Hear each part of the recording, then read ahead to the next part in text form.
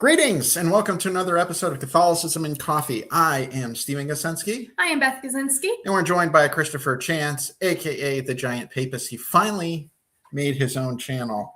He had his own channel, but he's finally stepped out into the world and decided to share his wisdom with us. I and others have been encouraging him to do so for quite some time. So first things first, go check out his channel. He has some great stuff. And I can say that I've watched a majority of the videos, so all the way through. So I can actually say that with authority. All right. So, well, I certainly hope so, since I mentioned you by name in yes, you did. One of my videos. So yeah, it was one of your first. Nice to hear something complimentary. I appreciated that. No, one of your first videos actually mentioned me by name. I don't know why, but okay. So, what's your current thing on there? Right now, I'm doing as best I can a daily gospel reading and reflection. After that, I don't know what I'm going to do. I'm focusing on one thing at a time while forgetting to do other stuff that I also should be focusing on. Yes. In all areas of my life, not just that look that Stephen gave me. I'm just giving you grief, but it's fun. But yeah, so we're gonna we'll just start jumping into it. As you know, we talk about Catholicism, all things Catholic, and enjoy some great brews, at least on our end. Chris, are you a coffee drinker? I don't remember. I am, but I usually drink it in the morning, and I also have to limit it because I sometimes go overboard. Ah, yes. Unlike another friend of the show, he will eat the beans right then and there. I don't know why. He did it. You've witnessed it. Oh dear. Yeah. This is an alien to me. Yeah, he did it to taunt me, and then did so with the bottled water and told me that nobody would believe me if I were to say I witnessed him drinking something other than carbonated products.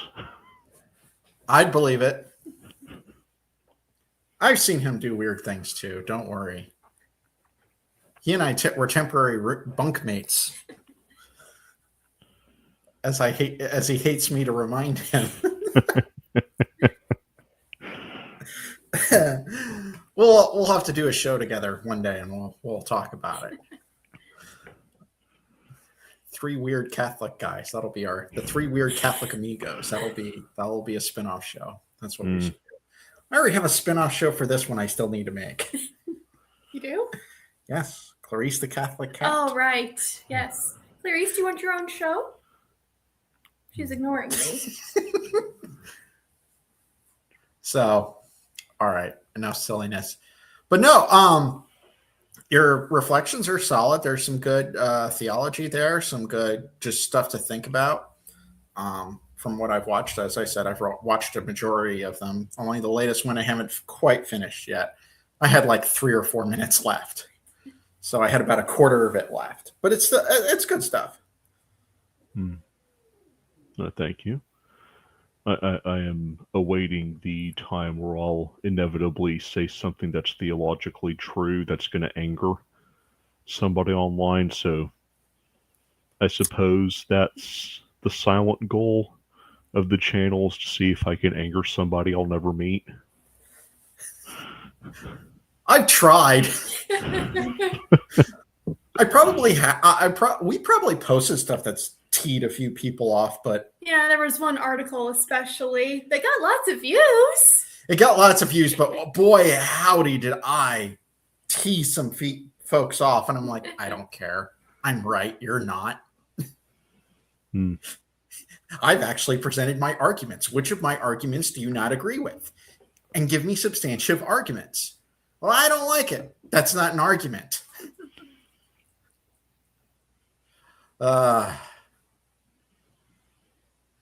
weak-minded tears are what fuel my coffee. Mhm. Anyway, so what's tonight's topic? Tonight we're going to be talking about the great Cecil B. DeMille's epic, The Ten Commandments, starring Charlton Heston and oh my gosh, I had his name in my head 5 minutes ago. Yul Brynner. Yes. Yul Brynner. And, funny enough, Vincent Price, the great horror icon. Yes, and Touch Connors and Edgar G. Robinson. It really stars everybody. If you were to pause the opening credits list and see all of the names that'll later become famous. Oh my gosh, there are so many actors in there. I'm like, holy cow, how did he do it? But it was DeMille's last movie that he ever did. Because he was planning to do another movie, but he died 2 years after the release of this film. And he was wanting to do, a lot of them signed on because they wanted to do a DeMille movie. So it's like, okay, that makes sense. Mm-hmm.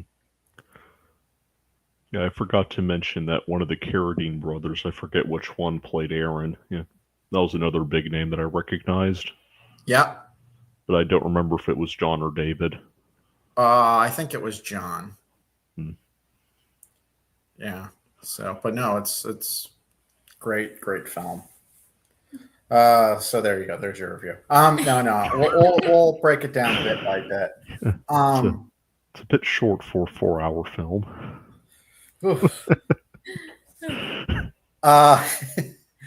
But no, it's really well done. It really holds up well considering it was as old as my dad, and he's going to be that film's going to be 70 years old this year. Yeah. Well, there are some things that don't hold up well, like the special effects. Their age. A lot of the special effects do show their age. Mm-hmm. I still gotta admit, when God's writing the 10 Commandments, I still. Oh yeah, that part's cool. But the Pillar of Fire, I'm just like, ooh, that looks like very bad CGI by today's standards. It was. Yes. Mm-hmm. It was top of the notch effects for back then, but thankfully we've come a long way as far as that goes. Yes. That's like last week for Disney, but modern Disney, but that's because they don't know what they're doing. But no, the writing of the 10 Commandments in that scene is superb. And the question of who plays God at that actual scene, they still don't know the answer, because it was Heston at the burning bush scene, but the rest of it, some of it is DeMille, some of it is Heston. But at that particular scene, DeMille said he'll take that name to his grave, and he did. He's like, no one will. That will never be revealed, and no one still knows. A fun trivia note, Charlton Heston's son played the 3-month-old Moses. Yes. I found that out. I was like, oh, that's cool. Yes.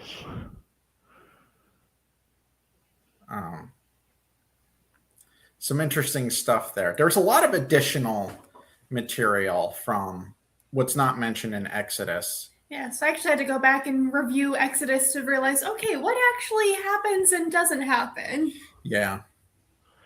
Yeah, a lot of it was taken from Second Temple era Jewish traditions, mainly Josephus and the Midrash, as well as their own myths, such as the myth that Moses would have been the crown prince of Egypt. That is historically untrue. That never would have happened as being the adopted son of a pharaoh. The only right he was basically getting an audience before a king, which is why Ramesses doesn't immediately kill him when he goes up and says, hey, could you free the slaves that you've been keeping in captivity for the past 265 years? Because a god you don't recognize from a desert people told me to tell this to you. Yeah.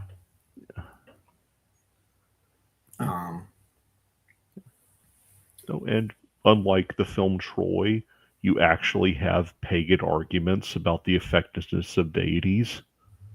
It was nice to see. Yeah. Yeah, we did not have another instance of Hector quoting Stalin regarding Apollo. Yeah. Instead, what we got is, this is the god of an enslaved people. Why should I believe he's powerful or fear him? It's a solid argument. But no, Moses, I thought that part was a little hokey because I'm like, why would Moses, an adopted boy, have the possibility of being the king, the Pharaoh, if you have the king's own son right there? If you're going by bloodline, it wouldn't make sense. It wouldn't happen. Yeah, because another thing is Moses was adopted by Pharaoh's daughter, who would not have any claim to the throne. Yeah, it wouldn't have made a lick of sense. Yeah, if he'd been adopted by Pharaoh's son, there's your argument. Yeah. But even then, he would have been very low. Yeah. In the succession line, if at all. So, yeah. But, they decided to do that because and this is me as an adult rewatching the film, they wanted to really make me get both creeped out and absolutely disgusted with the character of the princess who later becomes Ramesses' wife, whose name I can never remember correctly because it's similar to another name. Nefertiti. Yeah. Yeah. What? The wife of wickedness and sin, is it making you happy, Nefertiti? I wonder why that is. Yeah. She was a piece of work. Which, makes it funnier when you realize that Ramesses and Seti would have been historically correct Ramesses would have been historically correct when he said Moses has no chance to become king, so why are you lusting after him? Yeah. No, brilliant performance from the Anne Baxter, the actress. She's in it. Yul Brynner, my gosh. Apparently, so he found out he was going to be shirtless a lot of the movie, and he's like, I am not going to be lesser than Charlton Heston. So he got into this huge workout routine so he could get, buff. Because Charlton Heston, God bless him, he was not a little guy. He was a big burly man. There's a movie I think it was one of his last movies, True Lies, where he starred against Arnold Schwarzenegger, and they cast him because they're like, he's the only one that Arnold would actually listen to be his boss. So I'm like, this all lines up.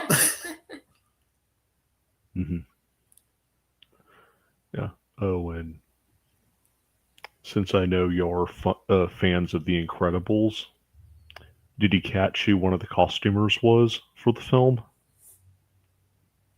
I don't remember. Edith Head, who was the inspiration for Edna. Oh, yeah, I did. It's like, oh boy. Yeah, the timing's right. It's supposed to be the retro 1960s The Incredibles. She could have been there. She could have been on their version of the Ten Commandments. No, we're not doing that. And in true fashion, the people who had capes ended up losing. It's true.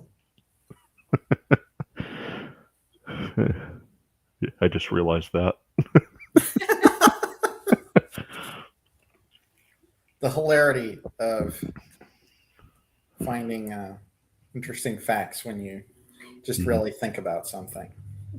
Yes. What are some thoughts you've had, Beth? Yeah. So I always ask the question, or we often ask the question on the show, should Catholics watch this film?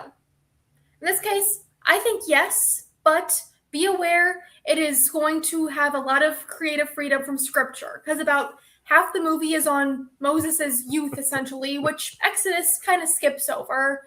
And I've heard different teachings about, did Moses grow up knowing who his family was, or didn't he? Did he grow up as a royal member of Pharaoh's family?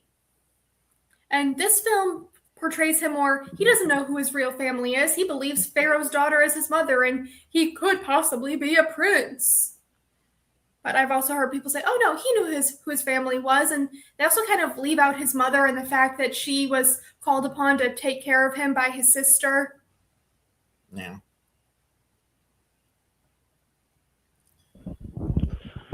Yes, and I'm not sure why this would relate, but for those wondering where Moses' Cushite wife was, his second wife, she appeared briefly in the film, but only in the beginning, and then you never see her again. The Ethiopian Yeah. lady, yeah? Yeah, scholars believe that the wife that Miriam and Aaron objected to was likely an Ethiopian. Right. Which means she would have been a different woman other than Zipporah, so perhaps Moses was a widower that he remarried. Mm-hmm. But yeah, for the nitpickers wondering, yes, his second wife does appear in the film after he conquers Ethiopia, but only briefly. Yeah, for like 30 seconds, and she has a line. Yes, where she'll share her attraction, if you will, to Moses. Yes. Yes, she does. And Nefertiti is not too happy about it. Yeah, I have to confess I was having uncharitable thoughts towards her character, especially near the end of the film, that were undeserving of me. Of Nefertiti, not the... Not Anne. Yeah. No, she was a vile character. Helps that Anne Baxter is a great actress, so she made her more vile. Yes. And I wonder how long that marriage lasted with her and Ramses. I bet he offed her soon. It's like, all right, you're too much more trouble than you're worth. He kept her around for appearance's sake. He could have offed her. Yeah, who knows? Yeah, according to real world history, Ramesses II reigned for 66 years. So, it's possible he kept her around. Or you could have I taken actually her don't know. I mean, we also know she also wouldn't have been his only wife. Probably not. Not going to approach that right now. Let's not. But no, the film. But no, it's. Oy. Any other thoughts on the movie as we go along? We kind of touched on the beginning of Moses's youth and raising up, and then him being exiled. Another interesting creative choice is just Moses is portrayed to grow up not knowing who the real God is, so to say. Because he's raised with the pagan gods, and you're just thinking, oh, this great leader of early Christianity didn't even know who God was until he was an adult. Which, we don't know if that was the case or not, because we don't know how Moses was raised in terms of the faith. I would say it makes sense that he wouldn't know. Yeah, and that is if he did not know who his family was, he would not have known who God was. But if he was raised by his mother basically in Pharaoh's palace, I think she would have told him about the real God. She would have. Yeah, or the true God, I should say. Mm-hmm. Mm-hmm. Yeah. As per usual, excellent logic. There's also as we go through, and then finally when he's exiled, I actually like the way that was done. It made sense. Mm-hmm. And it showed how cruel Ramses could be. Yeah, they really hammered in that Christ imagery with the whole binding him to the rod. Mm-hmm. Because, it's Charlton Heston. You can't have a Charlton Heston film without him being in some cruciform shape. Yeah. Yeah, and even at the beginning, they had the parallels to Christ with the whole, oh, the stars are telling us this, and then now go kill every baby boy. That sounds familiar. Yeah, which, interestingly enough, comes from Jewish tradition. Yeah. Yeah, and we saw the way they did those scenes were well done, and it kind of reminded me a bit of the Nativity story. Yeah. It was brutal, but it was enough. Mm-hmm. Yeah, I also found it interesting how in the opening credits it says not based on the book of Exodus, it says based on Holy Scripture. So maybe they were pulling parallels from the New Testament. Who knows? I mean, we do know Moses' life was threatened in the book of Exodus. Oh yeah, absolutely. But I'm pretty sure he's prophesied by a star to destroy Egypt comes from extra biblical tradition. Yeah, I actually went back to look at Exodus for that reason specifically. So I don't remember there being a star in prophecy for Moses. I think I would have remembered this. Yeah. And then, of course, the other Christian analogy comes with the Passover. Oh, yeah. Mm-hmm. They were so close. They could have painted the blood in a towel. Come on, it was right there. I know. For the obvious analogy they were wanting to make.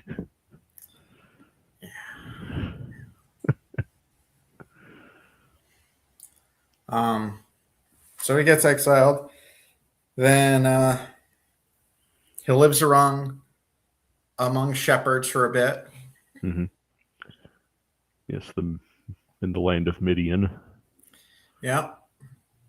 We were talking about the land of Midian not that long ago in the Psalms and Mass. Mm. But yeah, he hangs out in the land of Midian with Jethro and the 7 daughters.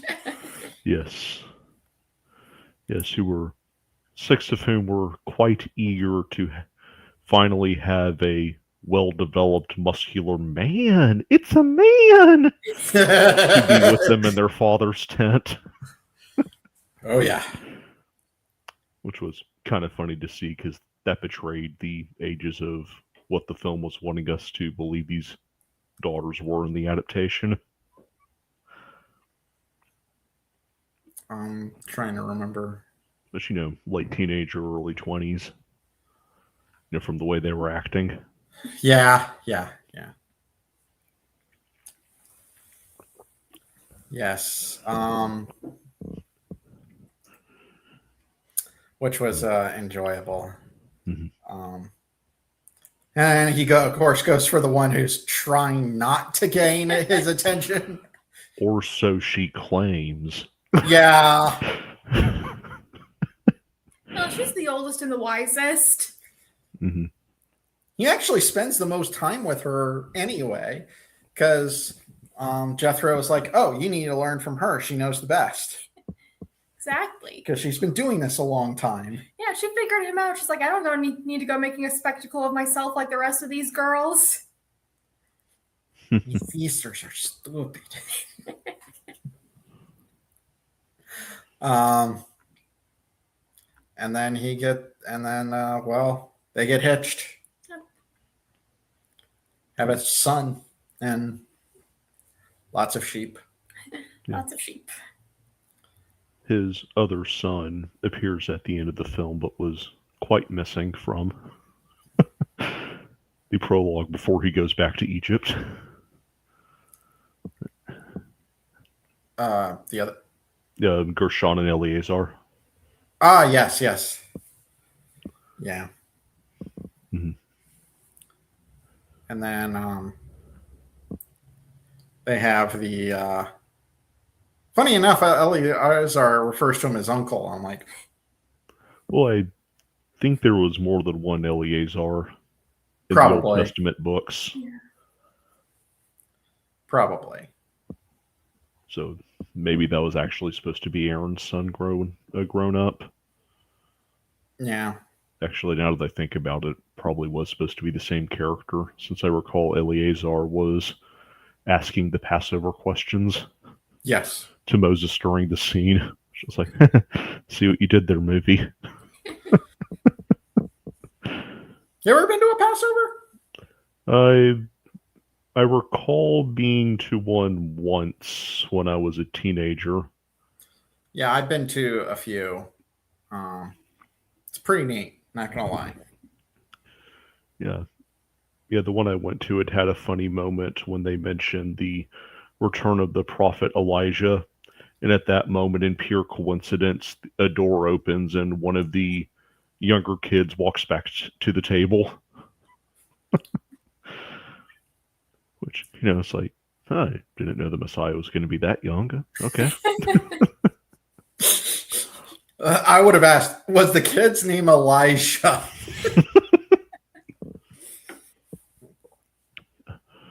Yeah, Messiah ben David, Messiah ben Yosef. What's going on here? I don't know. My gosh. But we have Moses goes up the mountain because he wants to know, hey, what's with this burning bush? It's not consumed. Yes. Apparently one of the special effects guys, one of the other ones, because there was two on the movie, the other one didn't get to work on that scene. He goes, I would have had that bush burning. Yes. He was not pleased with that effect, and I don't blame him. Yeah. Mm-hmm. Yeah. The fire effects could have used some work. Yeah. Yeah, not only to see what the deal is with the burning bush, but more importantly, I'm angry at this God of the Hebrews for not freeing them. So I'm going to ask him the questions directly because I think I'm going to win that argument. Well, yes and no. Mostly no, but yes. Yeah. Yeah. Oh, okay. I choose you. You're going to go. Oh. Yeah. Yeah, I was surprised they didn't mention Moses's continued objections. Like, but I stutter. I'm hard and slow of speech. They're not going to understand me. Your brother Aaron shall speak for you. Yep. Yeah, if I had to make one criticism of this movie, it would be that Moses' youth seemed to be really dragged out, and then they just seemed to really rush the actual biblical events. Yes. Yeah. Yeah. Because we got to the intermission part, it's like, oh, we're already here, and they haven't even really started into the book of Exodus besides the baby in the basket and Moses being exiled. Yeah. Yes. Yeah, funny story. My maternal grandfather mentioned, since obviously he was alive when the film came out, and he and his friends went to go and see it in the theater, but his friends had left during the intermission part, not knowing that it was just an intermission and that the film was going to continue.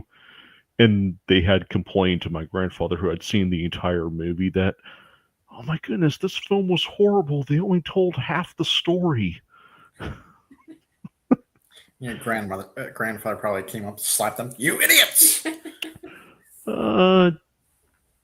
Actually, maybe, but I seem to recall he said he just laughed. Oh, but no, it's so good. And then we finally get to the biblical parts, and Heston has his second beard of the movie. He's got white hair and a beard. Yes. And gets sent down to go, and he gets sent, got to go to Egypt. Yes. Goes before Pharaoh, hey, let my people go. Yes, looking suspiciously like Michelangelo's marble statue of Moses. Mm-hmm. Which the filmmaker acknowledged was his intention. So, yeah. And just will not listen. Yeah. And speaking of my dislike of the film adaptation of Nefertiri, she actually plays a part in hardening his heart, primarily to serve her own selfish, lustful ends. Because, I'm sorry. Why are you blaming Pharaoh and Moses for the death of your son? You literally have a role to play in this. It's funny, it's like scripture says, oh, God hardened Pharaoh's heart, not Moses' heart. And then in the movie, oh, we're going to have his evil wife harden his heart instead. Maybe God was working through her. Who knows? Yeah, well. Or just God just sat back and let it play out. That's fair. He didn't try to intervene and get her out of the way, even though she was a bad influence. Yeah. Mm. Yeah. Yeah, the scene with Vincent Price's death, I think that was also a Jewish tradition explanation that they wanted to come up with of why Moses would kill the taskmaster. Because, in the Bible, when you read it, and it's fine to interpret it this way as, oh, he committed murder. Okay. It's just, oh, no, we don't want to automatically establish fault to Moses. No, we need to make this a virtuous act that he does. No, he was actually rescuing somebody. Yeah. And he chokes out Vincent Price. Yes. Yeah. Egghead Without his did not trademark make it. mustache. It's like, that voice sounds familiar. Who is it? And then I looked it up and I'm like, oh, it's Vincent Price. Okay.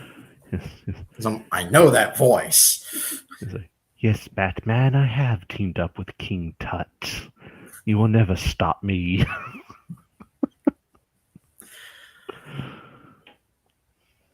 Or Egghead from the Batman 60s series. Yes. Yeah, so, that was running through my head when I saw it. Yeah, and then so after he comes back, and of course I find it interesting that the filmmaker chose, at least the screenwriters chose to have the Jews try to stone him once already. They're like, oh, you've made it worse for us. Stone him. No.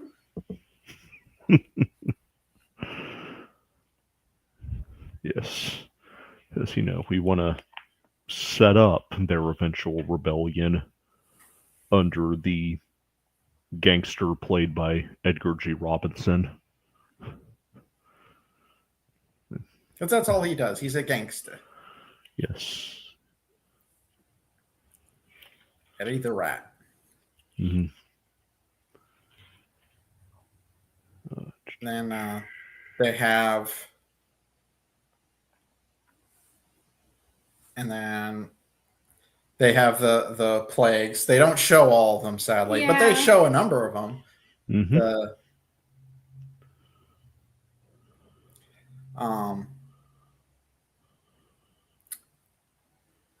Well, let's take a break from this. We're about 30 minutes in, so we've got some comments here. Okay, Stabby Reach, hey there, how's it goes? Oh, old school Moses movie review. Yes. Are y'all going to check out the upcoming Christopher Nolan Odyssey movie? No. I don't care. Nolan has lived out his usefulness to me. Personally. After Tenet, I was just like, no, you've lost the plot, brother. I might see it just because I like the story of the Odyssey, but I haven't decided yet. Okay. Testing comments. Well, you've tested them. And Fizzmeister says, hey there. Well, hello to you. So, yes, we've got I just have no interest in seeing the movie because there have been dozens of Odyssey. There have been various versions of the Odyssey out there. There was one with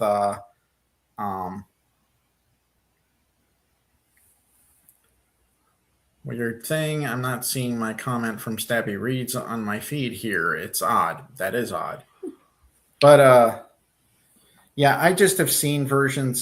There's one with Armand Asante, which I really like. Mm-hmm. That one is superb. Yes. Has the late Sir Christopher Lee as Tiresias. Oh, yeah.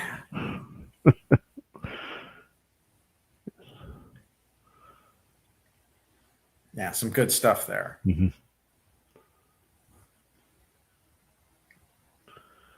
Yes, I'm interested about that Stabby Reed comment. I wonder if it's a pun on something I think it might be a pun on, so I'm curious. Can 2026 Helen launch 1,000 ships? Yes, but only in the other direction. It's true. I'm curious about the Odyssey movie, but I don't have high hopes when a self-professed anti-fantasy guide is directing a mythology film. That's a fair. Yeah. It's a fair thing. It's fine. He's an anti-fantasy guy, but he's done some good sci-fi. It's soft sci-fi, but it's good sci-fi. I don't know. I'm gonna wait. I may get around to it. But no, can 2026 Helen launch 1,000 ship? Yes, but only in the other direction. Actually, to run her over. I was thinking of Paul Lynde doing Hollywood Squares, and one of the questions that was asked was, "What do you call woman overboard? What do you call when a woman is thrown overboard?" And he says, "Full speed ahead." That would be the 2026. But yeah, nope, no pun. My gaming channel is bring Stabity, referencing the character from Gundam Zero Season 2, and then I launched a narration channel called Stabby Reads. He tries to approach a sci-fi in a it could happen in real life way, which could be a terrible way to depict Greek mythology. Absolutely. It's mythology for a reason. It is mythology for a reason. And I mean, I like mythology if it's done well. Now, the mythology I like is probably considered really cheesy now because I watched the old Sam Raimi Hercules and Xena Warrior Princess and such. But it's fun. It's fun, stupid fun. And I enjoy that. Let's get back to the movie. All right. Yeah, we talk about the plagues. Yeah, we had the plagues. We had the blood effect and such. That worked well. Yeah. That was probably the best of the special effects.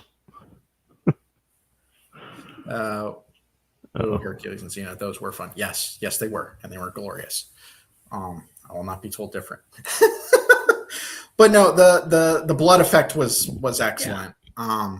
Apparently, how they rigged it up worked, and then Pharaoh's like, "Oh, I'll just purify it." Nope, and then start pouring blood out of that, and he drops the vase, and it shatters, which is probably not easy to make back then. So that's pretty in universe. That's probably pretty in movie world. That's probably pretty significant.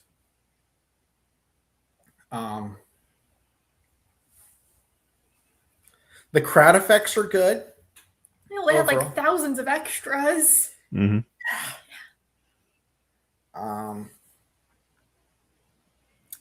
Lots of cool other effects. And then they had the Angel of Death be a mist. So that probably influenced a young John Carpenter to make The Thing. Or did he make the mist? I don't remember. One of the two. They have the mist monster, the smoke monsters. So probably inspired all those movies. Hmm. Not gonna lie, it was pretty cool. And then they would have that very haunting sound of the wailing women in the background consistently through that night. Yeah. That's an effective piece of work thematically, which I really appreciated. Then he's just like, "Fine, get out of here." And the people rejoiced. And there was the whole, the controlled chaos of getting everyone to evacuate, which I appreciated. And Edward G. Robinson is exiled, and he's like, "No, I don't. Wait, I'm one of you." "No, you're a Jew. Get out." It was interesting to just see the visual of all of the Hebrews leaving Egypt, because when we read in the Bible, oh, it's all these thousands of people, but you just don't really think about how many people that is moving together until you see it visually. Yeah. And true to the Bible, what we saw was a mixed multitude. It wasn't just Hebrews that had left.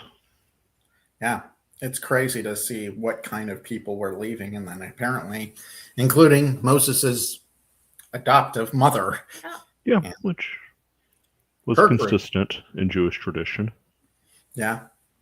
I thought that was kind of cool. Yeah. I mean, she probably didn't really have much of a place among Pharaoh's court or whatever. No. Because you're a daughter. You get cast aside, and she has no husband because he died. Yeah. So they kept this going, and then they get into the desert, and they're like, yes, and was it? And everyone's angry. Yeah, Dathan. Oh, you brought us out to die. See, let's start against him. and Moses like, fine, I'm parting the sea. Shut up. Yes. And he keeps doing it every 5 seconds. I'm like, dude, if I were Moses, I'd belt you across the mouth with my staff. Mm-hmm. And that's if I'm in a good mood. Yeah, well, biblical Moses likely would have, because the book of Exodus was pretty clear at what he ordered the sons of Levi to do to those who would not turn away from the idolatry of the golden calf. Yeah, they turned that. They kind of condensed that into one scene, and it worked. We're getting there. Yeah, an awesome scene, but an awesome scene. But yeah, we're getting there. Then we have them cross the Red Sea, and one thing I appreciate about that scene is again the scale, because you don't know. I don't know. It's hard to know. I haven't been to the Holy Land, so I don't know how long the Red Sea is. So I couldn't say. So they gave the scale of, oh, this is not just a little lake. This is huge. Yeah. And you have to get thousands of people through there. Yeah. And one thing I appreciate, there wasn't much space. No, I didn't want the sea to stop parting, so I had to get through quickly. Yeah. And one thing I didn't care for, how early on Joshua was kind of bossing Moses around a couple of times. I was like, yeah, you have your own book, Joshua. Step back. Step down. Shut up. I mean, they have to set up the idea of him being the logical successor. True. And he was part of the inner circle, so. Yeah, he talks too much. That actor was kind of weak, in my opinion. Honestly, he was probably the weakest member of the cast. Yeah. Who played Joshua. I was like, apparently DeMille wasn't too happy with him either. He goes, he doesn't know his Bible. He didn't study for this role. It's like, sheesh. I thought he was okay for what he was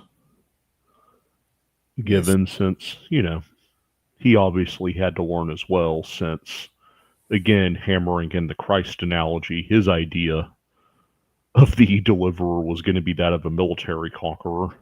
Yeah. Then we have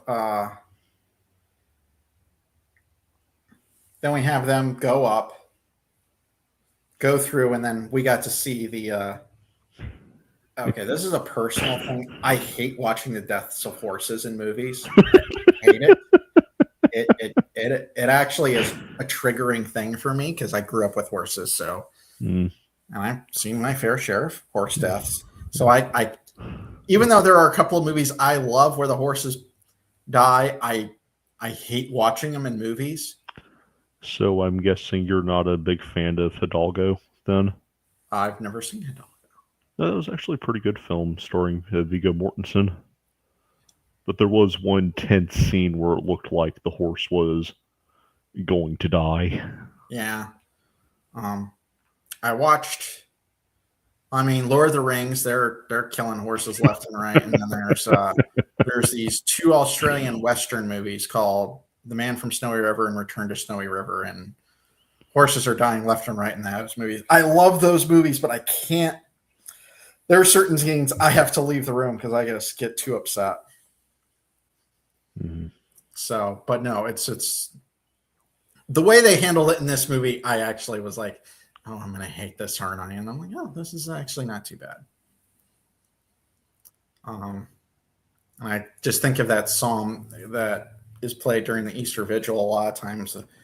Horses and chariots. Horse and chariot he has where you cast into the sea. Yeah.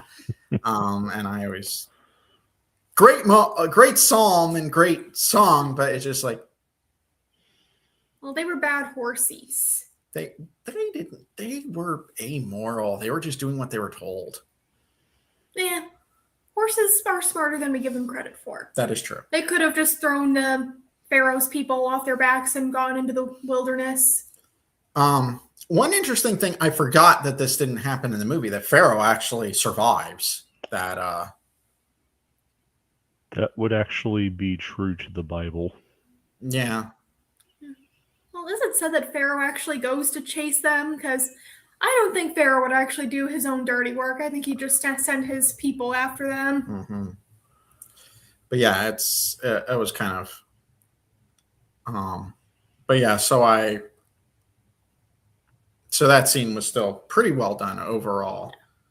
And then they get to Sinai eventually. And well, for us familiar with the Bible, eventually, because they have to fight Amalekites along the way. Yeah. For the film, it's immediate. Yeah, there was supposed to be why don't we cut a Amalek versus Malachite scene? Come on. Mm-hmm. And the holding up of the arms to win the battle. But anyway, so they get to there, and Moses is up there with Joshua. And then of course, Dathan. Yes. Yes, let's worship a cow. Yeah. It was nice to see that Aaron was a bit hesitant at first, because the way I've interpreted scripture is just they tell Aaron, hey, make us a golden calf, and Aaron's just like, okay, as you wish, and does it. Whereas this time it's like Aaron's like, no, this isn't a good idea. Yeah. Mm-hmm. Although I appreciate that. Yeah, I did too. Although they still kept the weak excuse, even though it was muffled through all the shouting that Aaron gave. Yeah. When Moses confronts his older brother about it, which is kind of a funny dynamic. Moses is the younger brother of Miriam and Aaron. I did appreciate. Can I say your exclamation when? Oh goodness! I stole that from a meme. I can't take credit. So Beth and I were watching the movie, and at that part, she quotes the Key and Peele skit. Mm. You done messed up, AA Ron. I took it from the meme. I need to find that meme and post it. I had to pause because I was laughing pretty hard. Yeah, if I had $1 for every time I had to pause or rewind a movie, I'd probably be able to pay off my student loans. Pay off both of ours. Let's be honest.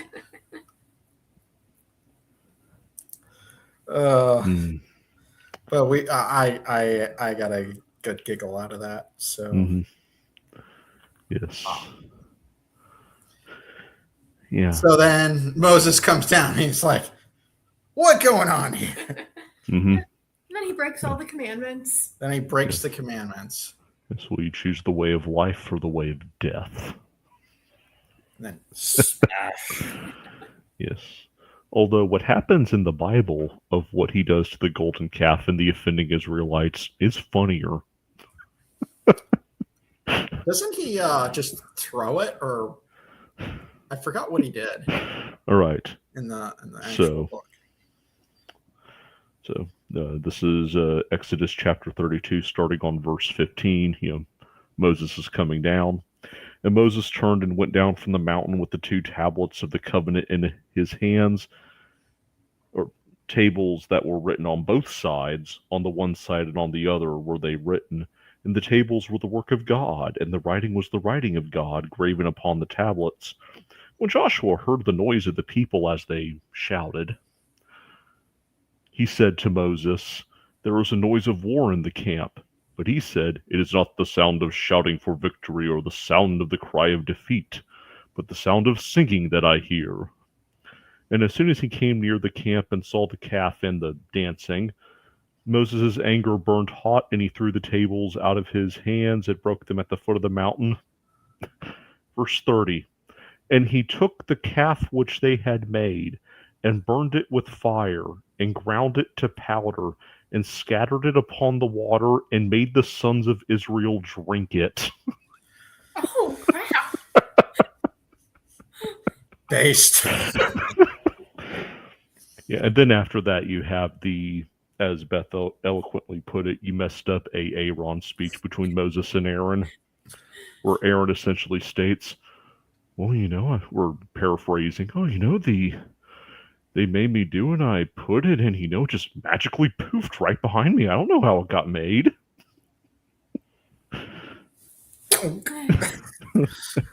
And then after that, he has the sons of Levi kill everybody.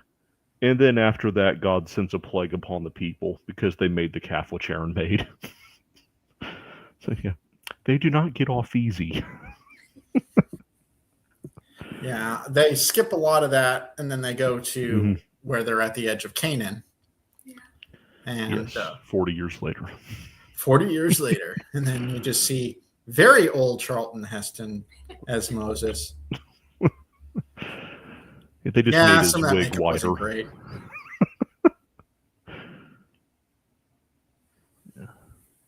Yeah, the makeup on Joshua was better. Yeah. He's like, yeah, Lord, God was angry with me because I smacked a stone. Bit more to that story, but yeah, essentially. Yeah, but it kind of was a letdown, which made me sad. I was like, I wanted to see more, but it was already a really long movie, so it makes sense. They should have trimmed some of the first half and then done more details in the second. Or done a trilogy. Or a TV show. Or a TV show. The entire Pentateuch as a TV show, it would work because Moses is the main character. Well, he's not born till Exodus, because Genesis goes on forever. Yes. But no, it was. And then we have Moses, walking away, and his wife's like, "Oh, I'll stay with you." And he's like, "No, no, we have to have the ambiguous ending on whether or not I was assumed into heaven." As I stare back at y'all. Yeah, and there you go. Mm-hmm. I know we spoiled it, but it's almost 70 years old. What's your excuse? Yeah, and the book of Exodus was probably written at about 1000 BC, so it's based on an even older story. So there you go.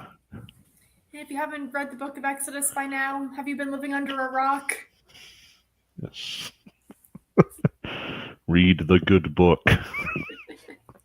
The book's always better. Yes. So there you go. Now we had a couple of comments drop.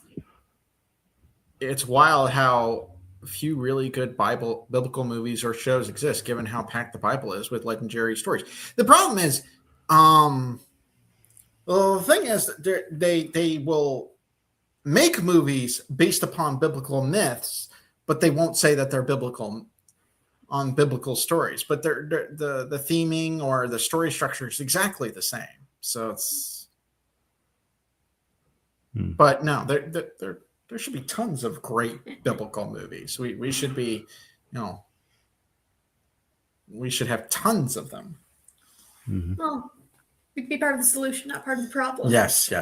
We'll see. Yes.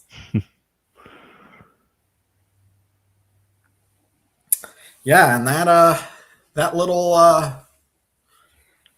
10 Commandments movie, it was considered the most expensive movie DeMille ever made and most expensive movie of all time. And boy, howdy, they made their money back. Yeah, and then some, and then some more. And to speak of personal commitment, that was a remake of a silent film Cecil DeMille had done. Yes, it was. Because he had made one in 1923. Yeah. And then made another. Yeah, and pretty much every film about the Exodus after, including animated films starring the late Val Kilmer, you can very clearly see the inspiration it took from this film. Mm-hmm. Such as, for instance, the special effect of the Angel of Death Yep. coming from the sky and Yep. drifting down. Yep. Yeah. To distract you on whether or not that was actually Val Kilmer singing.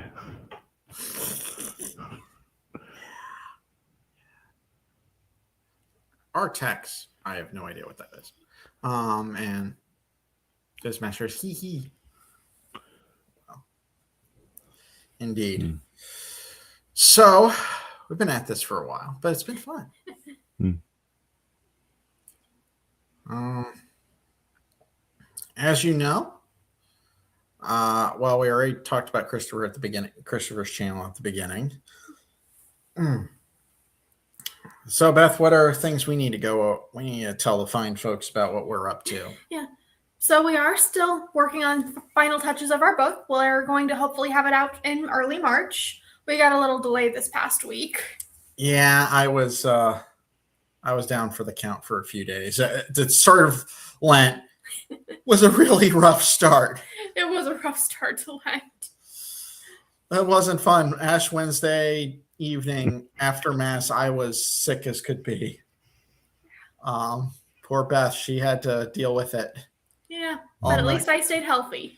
Oh, I don't know how you did, but I was down for the count. Yeah, got a strong immune system. Yeah, I didn't.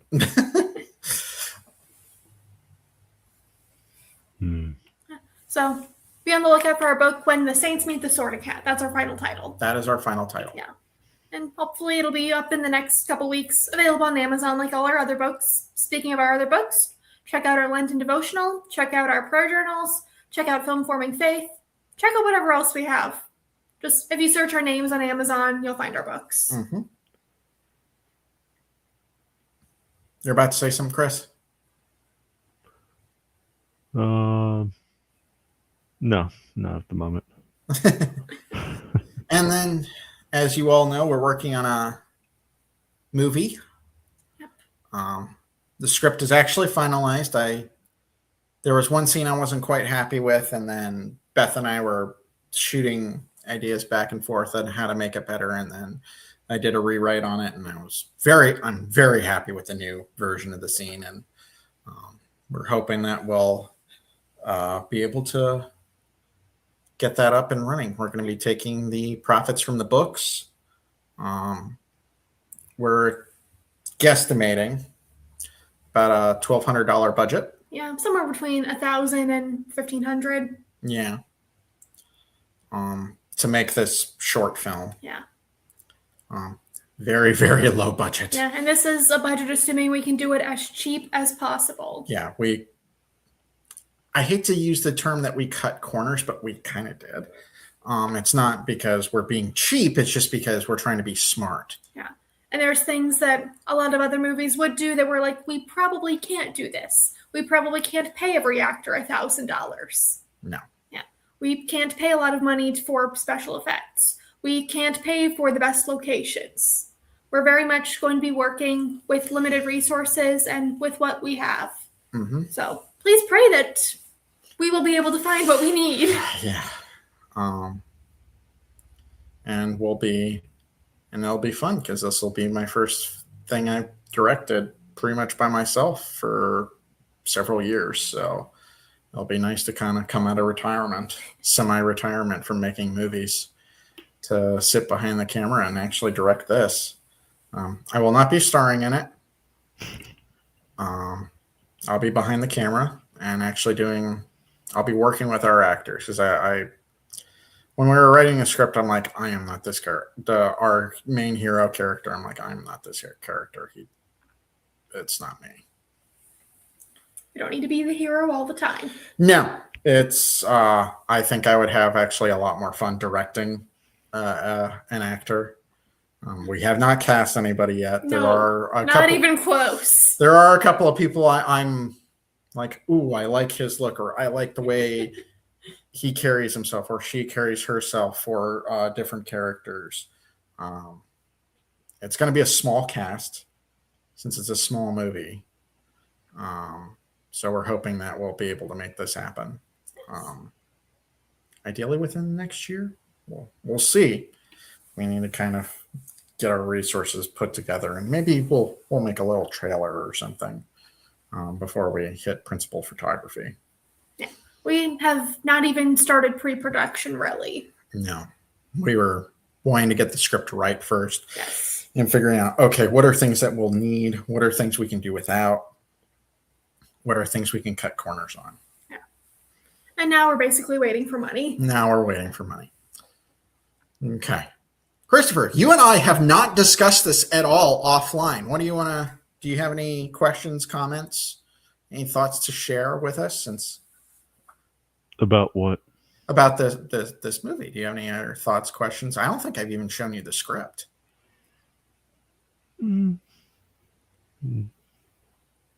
Or any version of the script, because we've rewritten it several times. Not at the moment. Alrighty. You just want to, I don't want to know anything. So. All right. Well, have any final comments, Christopher, before we sign off? Yes, at the risk of angering a certain group of Christians, I'd like to point out that the evidence for the actual date of the Exodus is in the late 13th century BC, not in the late 15th century BC. And I'll leave it at that. Curious to see how many comments are going to now spam y'all's video saying that, no, it has to be in the 1440s, even though the evidence doesn't point there. Okay. We'll take it. We're pretty laid back as far as that goes. You can argue. All right. In that case, I'll just sick you or on them. Yeah, and not just me. I can actually find even non-Catholics with actual degrees on the matter that have done entire videos All right. on the subject that I can sick. Concur with the date of the late Exodus. All right. Yeah. Well, you're so far you have consensus in the comments section. So cool. You already know Robert, so I'm not surprised because he's a very, very smart and intelligent guy. Good guy. Does some great work. Anyway, so let's call it. Appreciate you all joining us. We'll be coming back in 2 weeks. In a couple of weeks. And I think we'll be talking about Film Forming Faith again. We'll be doing another Film Forming Faith. So, Christopher, you get the night off that night. Unless you want to pop on and cause mayhem in the comment section, which I won't say no to. Maybe. I'll just have to see what my schedule is or if I'm actually available. All right. Sounds like a plan. I'm sure I can find something random and off topic to mention in the comments. Sounds fun. All right. Well, thank you again, everyone, for joining us. Thank you, Christopher. Go check out his channel, The Giant Papist. Some great stuff there. Really good reflections. Very well thought out discussions that you'll have on there. Maybe you and I will team up and do a video or something at some point. Now I'm nervous. Okay. Don't need to be nervous. I'll just follow your lead. You're usually following our lead on our show, so I'll just follow your lead on yours. It's fine. That's what makes me nervous. Unless you want me to be an absolute chaos gremlin, I have no problem with doing that either. I'll just follow the way of my younger cat. She's a chaos gremlin. Well, I guess I'm glad I have the safety of the screen to protect me then from getting slapped. It's true. She kind of is a jerk. All right. Take care, brother. I will see you. We'll talk offline. Oh, okay. Yeah. Good night, everyone. And as usual, be bold, be brave, be courageous. God bless. God bless.